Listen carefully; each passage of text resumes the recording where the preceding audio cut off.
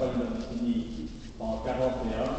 La campagne d'Abitinie s'est réalisée avec 5 millions de francs bataillons et il faut souligner là que 500 porteurs ont servi les troupes transportées armes et munitions.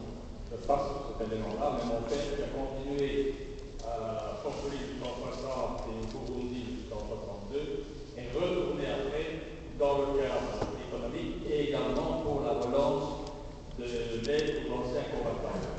C'est pour ça que je me permets d'intervenir. C'est tout le courrier qui a eu échangé entre le ministre Jacques Caricon à l'époque et Van Elsman en Belgique au sujet d'une compensation, on a très bien dit, M. Redmond tantôt, c'est une compensation d'État à État au détriment des anciens combattants.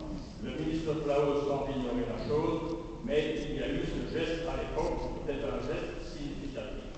Et on m'a toujours reproché, je suis revenu du Congo en 2004, j'ai continué à assurer certains approvisionnements, médicaments, vêtements, etc. pour le groupe de Gambela, pour différentes actions au niveau des anciens combattants. Et la liste des anciens combattants a été tenue à jour par mon père pendant des années, et chaque année, bien sûr, il y avait des détails, et chaque année, le problème était remis sur la table en dessous des dossiers.